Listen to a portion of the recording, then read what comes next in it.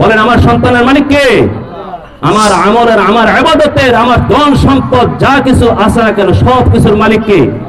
আল্লাহ। আমি আপনি স্বীকার করি বা না করি, কিন্তু এগুলো আমাদের কাছে আমানত। কথা বলে ঠিক কিনা? আজকে আপনার সন্তান ডক্টর হলো, ইঞ্জিনিয়ার হলো, দুনিয়ার জাগতিক শিক্ষা, উচ্চ শিক্ষা অর্জন করলো, কিন্তু আপনার সন্তান ধর্মীয় শিক্ষায় শিক্ষিত না হওয়ার কারণে আমরা এমনও দেখেছি, ছোটবেলা যখন লজিং ছিলাম, ওই পাড়ার একজন সন্তান উচ্চ শিক্ষিত হয়ে লন্ডন গিয়েছে, মাসে মাসে বাবা মায়ের জন্য টাকা পাঠায়, টাকার অভাব নাই। বাবা যখন মারা গিয়েছে দেশে আসছে একটা হাফ প্যান্ট পরে। এখন তো হাফ প্যান্ট এভেলেবল হয়ে গেছে, এই জন্য লজ্জা সব এগুলা নাই। তো তখন আমরা যখন ছোট ছিলাম তখন তার এভেলেবল ছিল না, বিদেশে ছিল। তা আমরা দেখে দেখে আসতেছি আসলে কি এটা মানুষ নাকি কোনো হিংস্র জানোয়ার। বাবার জানাজায় আসছে সন্তান হাফ প্যান্ট পরে, আর বলতেছে হুজুর আমাকে কি আমার বাবার জানাজায় আসতে হবে? সন্তান দেখেন, টাকার অভাব নাই, শিক্ষার অভাব নাই, যোগ্যতার অভাব নাই। সন্তান জিজ্ঞেস করে হুজুর আমাকে কি আমার বাবার জানাজায় আসতে হবে? হুজুর বলে তোমার মতো এই বলদ সন্তান বাবার জানাজায় আসা দরকার নাই। আর কথা ঠিক কি ঠিক? আর তুমি সন্তান তো জানাজা কি জিনিস এটাও বুঝো না। আপনার এই সম্পদ, আপনার এই শ্রম কার ফিসে দিলেন যে শেষ মুহূর্তে আপনার জানাজা দিবে আপনার সন্তান? জানাজা দেওয়া তো দূরের কথা, আপনার জানাজা নামাজে অংশগ্রহণ করবে, কিন্তু সন্তান জানে না জানাজার নামাজে কোনটা ফরজ কোনটা সুন্নাহ। আজকে অথচ দারুল কোরআন মাদ্রাসা এই সন্তানরা ছোট ছোট কচি কচি বাচ্চারা তারা জানে, তারা জানাজার নামাজ শুধু পড়তে জানে না, পড়াই তো জানে। কি আপনি মা, আপনি বাবা কি গর্বিত নয় যে আমার সন্তান একদিন আমাকে জানাজা দিবে? আল্লাহ রাসূল সাল্লাল্লাহু আলাইহি ওয়াসাল্লাম বলেছেন সন্তানের জন্য যেমনি ভাবে মা বাবার হাত প্রয়োজন আছে, চোখের পানি প্রয়োজন আছে, তেমনি ভাবে মা বাবার জন্য সন্তানের চোখের পানি প্রয়োজন আছে। আজকে আপনি আপনার সন্তানের জন্য হাত উঠে দোয়া করেন, চোখের পানি ফেলান, আল্লাহ কবুল করবেন। যেই দিন আপনি দুনিয়া থেকে চলে যাবেন, আপনি দুনিয়া থেকে যাওয়ার পর আপনার সন্তান যখন আপনার কথাগুলো স্মরণ করে করে চোখের পানি ফেলাবে, ওই দিন আল্লাহ তাআলাও ওই আপনার সন্তানের দোয়া কবুল করবেন। আর যে সন্তান তার মায়ের জানাজা পড়াবে চোখের পানি দিয়া, ওই মাকে ওই বাবাকে আল্লাহ জাহান্নাম দিতে পারেন না, ঠিক কিনা? কিন্তু কি বানাইলে এই শিক্ষা কি আমাদের সকলের ছেলে মেয়েদের প্রয়োজন আছে না নাই? অনেকে নিয়ত করে হুজুর আমার ফার্স্ট সন্তান দোয়া করিয়েন, একটাকে মাদ্রাসা ভর্তি করাবো, আছে না? না আছে না? বলে আমার এই সন্তান দেখবেন আমার জানাজা দিবে, এই সন্তান নিজ হাতে আমাকে কবরে রাখবে, এই সন্তান নিজে আমাকে দাফন করবে, এই সন্তান কবরের সামনে দাঁড়িয়ে দাঁড়িয়ে কোরআন তেলাওয়াত করবে, আমার জন্য দোয়া করবে। আমি আমার একটা সন্তানকে মাদ্রাসায় দেব, এরকম আছে না? নিয়ত করছেন না?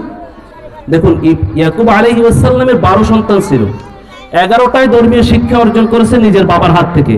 কিন্তু এরপরে একটা সন্তান যেহেতু ধর্মীয় শিক্ষা করছে কি করে নাই, এই টেনশন অন্ধ হয়ে গেছেন যে আল্লাহ তো ওই সন্তানের জন্য আমাকে ধরবে। কিন্তু এই জন্য মা বোনেরা আপনার শুধু এক সন্তানের নিয়ত করবেন না, আপনি মনে করবেন যে আপনার সমস্ত সন্তানের দায়িত্ব জিম্মাদার হন আপনি বাবা, আপনি মা। অতএব সব সন্তানকে আমাকে ধর্মীয় শিক্ষায় শিক্ষিত করতে হবে। তা না হলে ওই দিন যেদিন ধরা খেয়ে যাব যে আমার সন্তান, আজকে অনেকে বলে হুজুর আমার ছেলেটা নামাজ পড়ে না, আমার কথা শুনে না।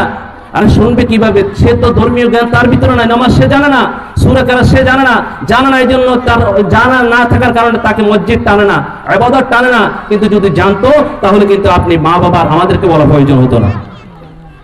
আপনার যে সন্তান, এক সন্তান যাকে আপনি ধর্মীয় শিক্ষায় শিক্ষিত করতে পারলেন না, হাসরের ময়দানে ইবাদত না করার কারণে, ধর্মীয় শিক্ষা থেকে বিরত থাকার কারণে, তখন তাকে যখন জাহান্নামে যেতে হবে তখন সে চিৎকার দিয়ে বলবে রব্বানা ইন্না আতা'না সাদাতানা ওয়া কুবারানা ফাদাল্লুনা সাবিলা।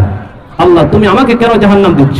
আমি আমার নিজ থেকে তো আমি কোনো গুনাহ করি নাই, ছোটবেলা তো আমাকে ধর্মীয় শিক্ষায় শিক্ষিত করে নাই, আমাকে তো নামাজ রোজা এগুলোর কথা আমাকে বলে নাই, আমি জানি না, জানতাম না, এই জন্য আমি ইবাদত করতে পারি না। অতএব আমার মা বাবা জানতো, আগে তাদেরকে জাহান্নামে নিক্ষেপ করো, তারপর আমি সন্তানকে জাহান্নাম দিবা, তা না হলে আমি জাহান্নামে যাব না। সেই দিন আপনার এই আদরের কলেজের টুকরা ডাক্তার, আপনার আদরের কলেজের টুকরা উচ্চ শিক্ষিত হয়েও সেই দিন আপনাকে হাসরের ময়দান রাস্তার মধ্যে শোয়া দিবে, আর আপনার কলিজার মধ্যে পা দিয়ে দিয়ে শেষ হওয়া আপনি জাহান্নামে যেতে হবে। অতএব আমাদের সব সন্তানকে ছেলে হোক আর মেয়ে হোক সবগুলোই প্রাথমিক শিক্ষাটা হতে হবে ধর্মীয় শিক্ষা। কথা বলে ঠিক কিনা?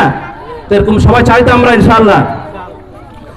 তো আমি আপনাদেরকে বলবো মাদ্রাসা কি চাই আমার আপনার কাছে? ইবাদত আর আমলের মধ্যে পার্থক্য কি জানেন? ইবাদত আর আমলের মধ্যে পার্থক্য হলো আম খাওয়া, আম গাছ লাগানোর মধ্যে যেমন পার্থক্য, ইবাদত আর আমলের মধ্যে পার্থক্য হলো তেমন। আপনি বাজার থেকে আম নিয়ে আসলেন, আম খেয়ে ফেললেন, এটা শেষ। কিন্তু আপনার বন্ধু আম না নিয়ে এসে গাছ আনছে, আমের গাছ একটা চারা আনি লাগাই দিয়েছে, প্রথম বছর 5টা, পর বছর 10টা, এরপর আস্তে বাড়তে আছে। একটা গাছ দিয়ে 12 মাস 12 বছর খেয়ে যাচ্ছে, তার 14 গোষ্ঠী পর্যন্ত খেয়ে যায়, আছে না নাই?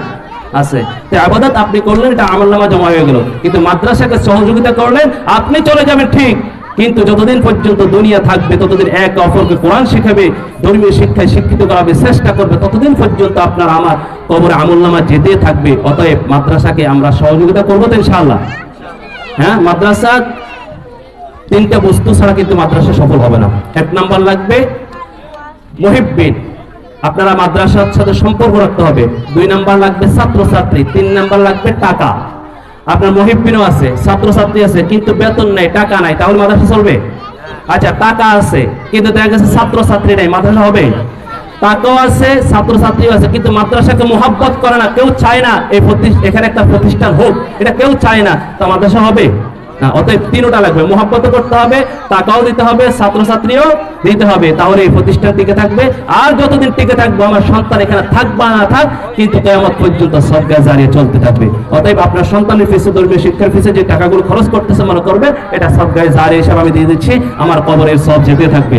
অতএব আমরা সকলেই মাদ্রাসাকে সর্বোচ্চ চেষ্টা করে দুনিয়ার যে কোনো মসজিদ হোক, মাদ্রাসাকে আমরা চেষ্টা করব এগিয়ে নিয়ে যাওয়ার জন্য। আল্লাহ তাআলা আমাদের সকলকে সেই তৌফিক দান করুন।